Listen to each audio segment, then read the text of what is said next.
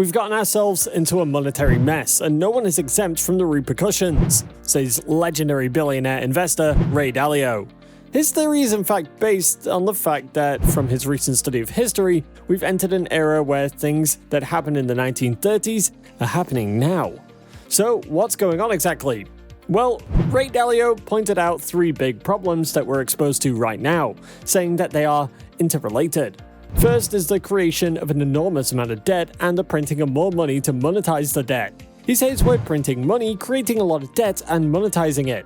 The second of these three things is the large amount of internal conflict. By this he means that there are problems and legitimate disagreements, and we are at each other's throats, which has caused polarization, a wealth gap, and wide income gap, and an opportunity gap as well as a political division. He continued by saying that he's never seen such conflict in his life, but history has it that it happened in 1930 to 1945. And the third is the rise of a great power to challenge an existing great power. This is the case with China's rise to challenge the US. But this is now an international conflict problem.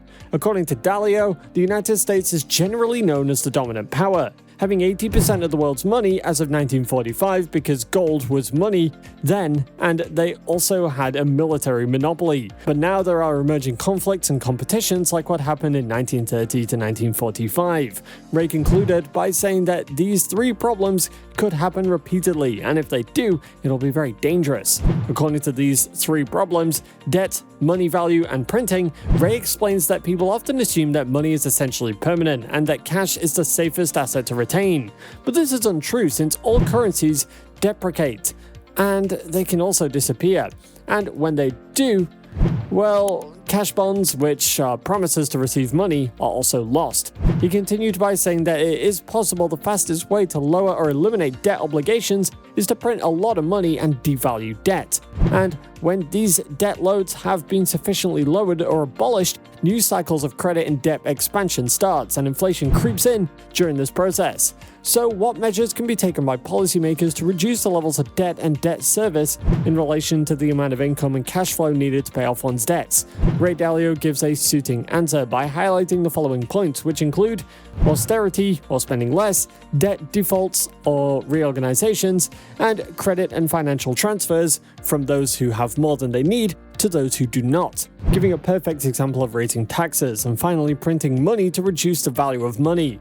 Ray Dalio shared his views that while the world's financial markets are underweight, China is expanding its own, making it a competitive economic option, a viable economic alternative, and the second most significant capital market. He went on further to explain that China is opening up, and since the world is overweight in the United States dollar, well, the movement to rebalance is boosting China's economy.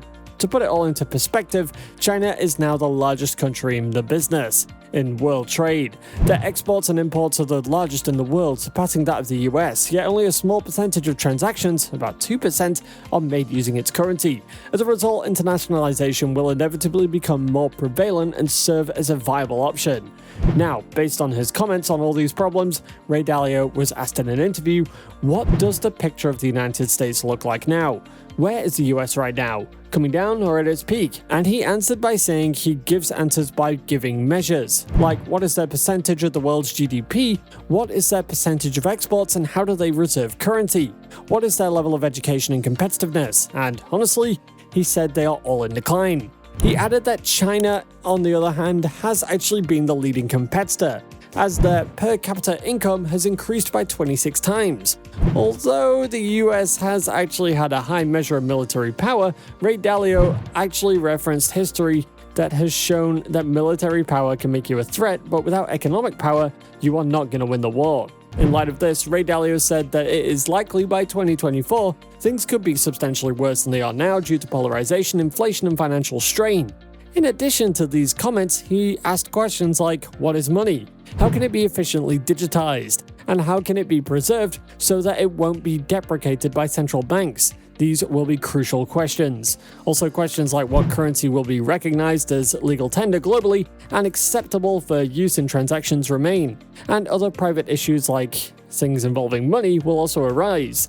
Some will respond with gold, which is the only financial asset that you can own that is private, mobile, and independent of receiving payments from others. However, some in the fiat world say that it's cryptocurrency, but Ray has concerns about Bitcoin because it isn't a private asset, can easily be outlawed, and doesn't make up a significant portion of wealth. The hedge fund billionaire pointed out that many individuals are surviving and wondering what the new currency will be. What will the future unit of exchange and secure source of wealth be? According to him, we still don't know, but as other nations release their own version of digital currencies, Ray Dalio says gold will undoubtedly play a part. For more financial content just like this, don't forget to subscribe and turn on your post notifications, and we'll see you next time